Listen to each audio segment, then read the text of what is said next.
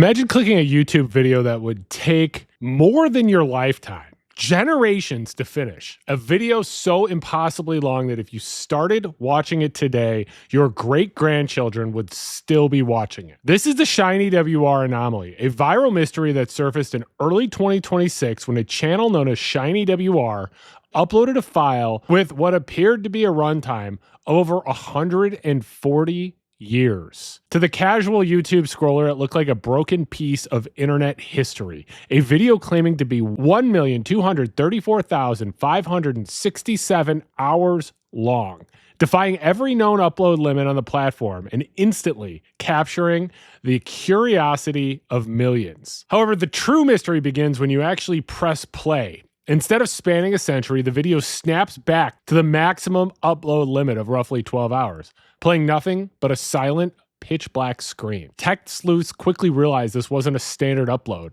but likely some sophisticated metadata exploit designed to trick YouTube's interface into displaying impossible numbers. Yet the question remained, why would someone go to such lengths just to upload a silent void? The answer is in the channel's unsettling details. Beyond the technical glitch, ShinyWR lists its location as North Korea, a country that has restricted internet access.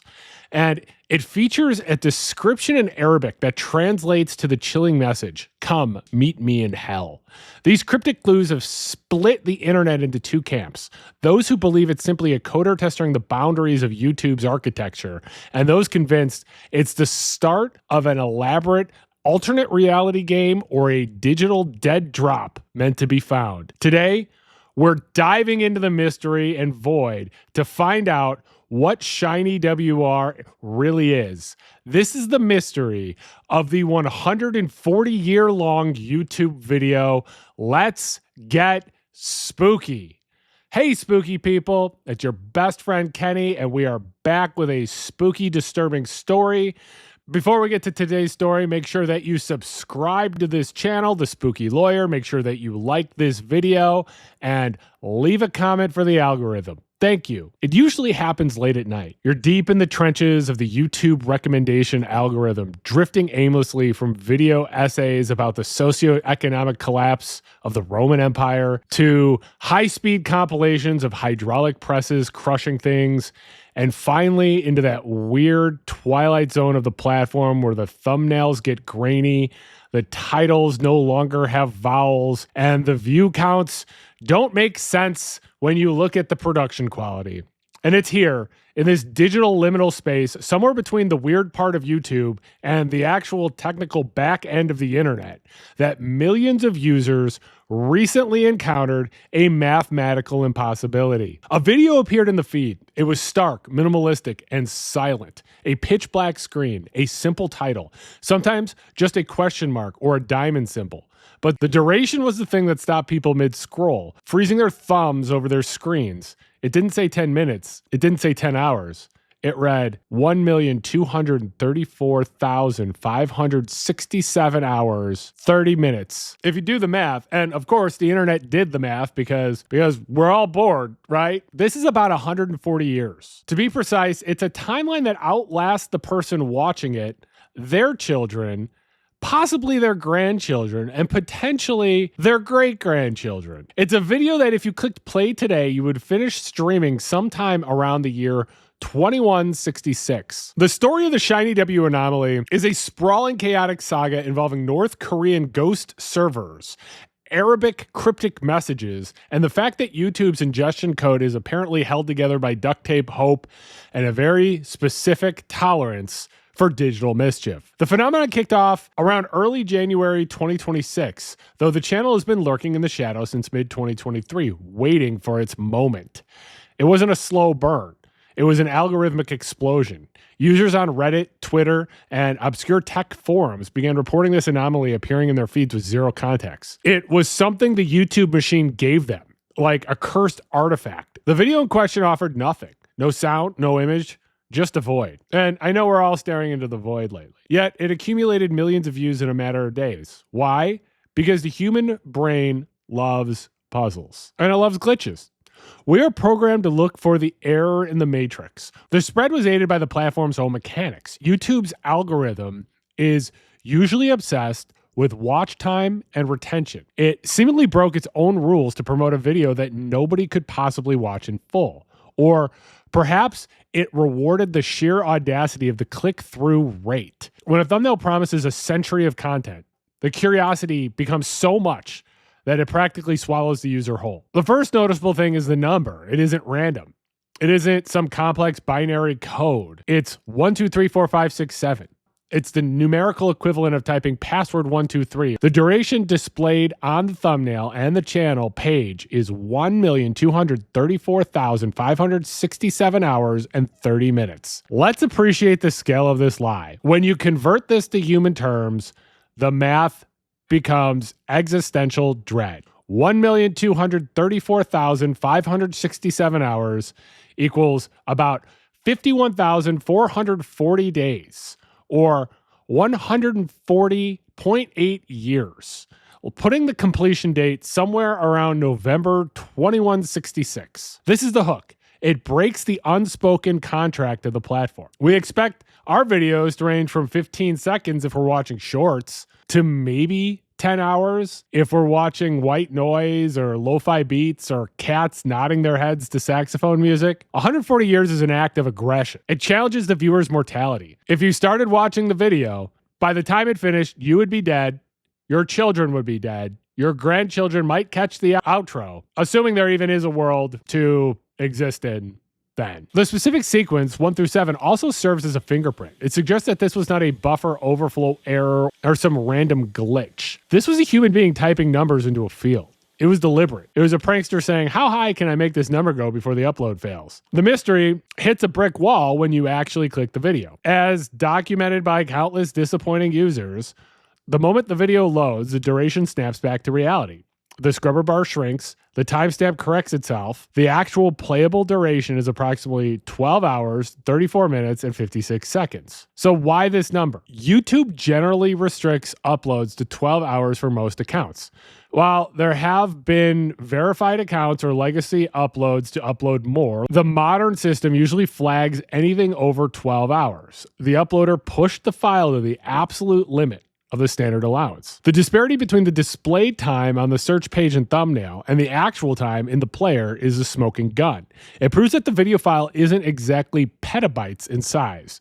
It's a standard file wearing a disguise. Think of it like one of those giant fake mustache and nose glasses. The content of the video is non-existent. It's a blank screen. There's no static, no whispering, no hidden frames, or a scary face popping up at the 6-hour mark, though I'm sure many users were terrified of exactly that, scrubbing through the timeline, thinking, hey, when is this scare coming?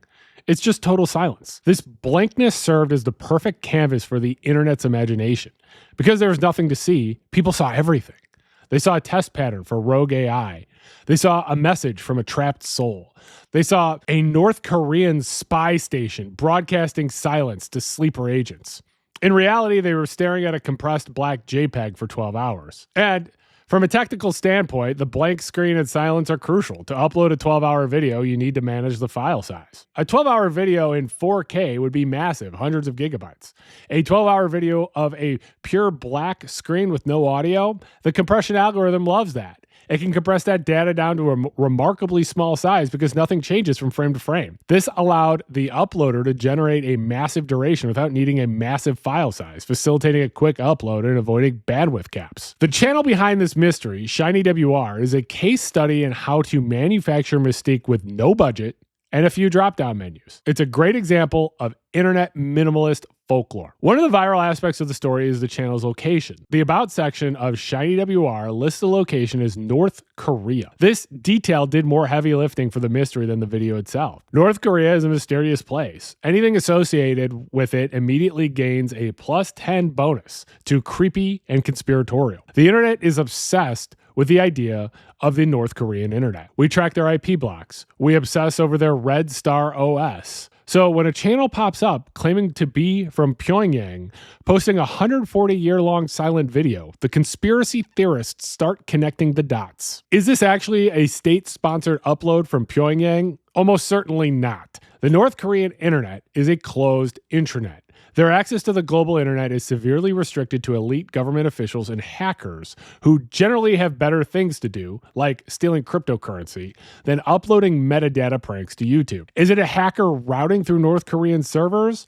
Probably not. Routing traffic out of North Korea is harder than getting traffic in. So in reality, it's probably some bored college kid. Changing your channel location on YouTube is easy.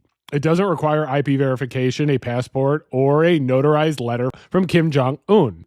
You just go to YouTube Studio, Settings, Channel, Country of Residence, and select North Korea from the list. It's just a tag. It affects who sees your content and what currency might be displayed, but it's not a geolocator. You can set your location to North Korea while sitting in a Starbucks in Ohio. The fact that this channel lists North Korea is a trope in edgy Internet Humor 101. It's right up there with setting your location to Antarctica. However, combined with the 140-year video, it fueled the narrative that this was a cyber attack or a psyop. It added a layer of geopolitical menace to what is essentially a file header modification. This video was uploaded around January 5th, 2026. Within a week, the video garnered millions of views and the channel skyrocketed to over 150,000 subscribers. The growth curve suggests that the video hit the algorithmic lottery. YouTube's recommendation engine likely saw high click-through rates because who wouldn't click on a video that claims to be longer than a century? The algorithm doesn't care if the video is good. It cares if people click it, and people clicked it lots of times. ShinyWR is a repeat offender. The channel features other strange videos that prove that this is a dedicated glitch hunter. He has a 294-hour video. He has a YouTube short claiming to be 150 hours long, which is even more technically difficult because shorts are strictly limited to 60 seconds. His pattern makes it look like ShinyWR is someone who derives joy from pushing the platform's code until it breaks. They're exploring the boundary conditions of the site, finding where the input validation fails and setting up a camp there. If the black screen and the 140-year timestamp weren't enough to spook the casuals, the description text sealed the deal. It transformed a technical glitch into a ghost story. The description of the video contains a string of symbols that appear to be garbled text or broken encoding. To the untrained eye, it looks like a curse. To a software engineer, this looks like a text encoding error. When corrected or translated, the text reads, "Come meet me in hell," in Arabic. Is this a threat, a satanic invocation, a coordinate for a meeting place in the afterlife? No, it's an edgy aesthetic. The phrase "come meet me in hell" is the kind of melodramatic, spooky phrase that populates creepypasta wikis, r/nosleep, and horror forums. It's designed to be unsettling. It turns a technical glitch into a story. What they're doing is they're combining an impossible duration, the infinite video, with a black screen, a void, North Korea, a forbidden area, and meet me in hell, the damned. ShinyWR created the perfect internet mystery starter pack. It checks every single box required to get featured in a top 10 scary YouTube channel's video. It's almost too perfect, which suggests a self-awareness on part of the creator. He knew exactly what buttons to push to make the internet lose its mind. And this is where we pull back the curtain and see what's going on. How does a video file tell YouTube it's 140 years long when it's only 12 hours long? Only 12 hours. The answer lies in the architecture of digital video files, specifically the dissonance between the container and the stream. A video file is essentially a container. Think of it like a box. Inside the box, you have the video stream, the actual visual data, the frames, and the audio stream, the sound. Written on the outside of the box is a label known as a header or metadata. It tells the video player, hey, this video is in 4K resolution, it runs at 30 frames per second, and it's 10 minutes long. Usually, the label matches the contents. The software that creates the video calculates the duration based on the number of frames and writes it on the label. But if you have an editor, you can write whatever you want on the label. You can write, this video is 140 years long on the box, even if there's only 12 hours of film inside. When you upload this video, YouTube's initial processing scripts read the label to generate the thumbnail duration and the search result info. It sees 1,234,567 hours in the movie header and says, okay, sure, seems legit, and displays that number to the world. It trusts the label because verifying the length of every single frame of every single upload would take too much processing power. But when a user actually clicks play, the video player opens the box and starts pulling out the film, and it quickly realizes, hey, wait a minute, there's only 12 hours of film in here. The player forces the duration to match the actual stream length, 12 hours, 34 minutes, 56 seconds, causing the glitch where the time jumps from 140 years down to 12 hours. And you don't need to be some hacker to do this. You don't need to know Python or C++.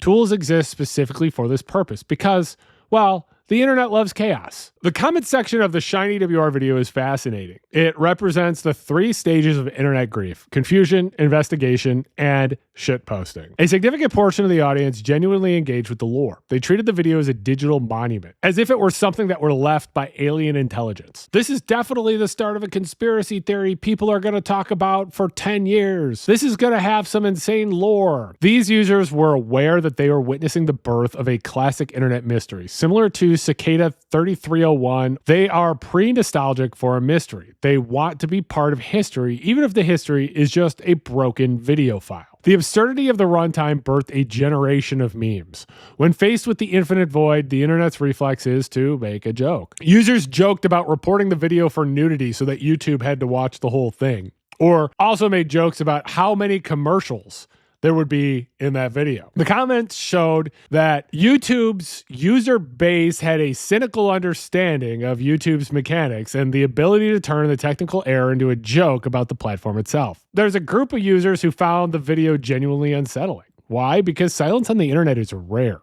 The internet is loud. It's full of screaming thumbnails, rapid fire editing, constant notifications, and hey guys, welcome back to the channel. A silent black screen that claims to last for eternity triggers a fear of the void. The description, "Come meet me in hell," acted as a psychological primer. If the description had said test video 01, nobody would have even cared. But framing the void as hell, the uploader tapped into the backroom's aesthetic, the fear of infinite empty digital space. The comment section became a campfire where users gathered to tell ghost stories, comforted by the fact that they weren't the only ones staring into the abyss. But we have to ask, why did YouTube recommend a black silent video to millions of people? Usually the algorithm rewards retention, people watching a large percentage of the video. It rewards engagement, likes, comments, share. The ShinyWR video likely had terrible retention because nobody was watching 12 hours of blackness except maybe somebody who fell asleep with autoplay on. But it likely had off the charts click-through rate. When a user sees 140 years in a thumbnail, their curiosity takes over and they click. And then they start scrolling through the comments to say WTF or is this real? This counts as engagement. The algorithm sees high clicks plus high comment velocity, and that makes it a viral hit. It doesn't care that the content is empty.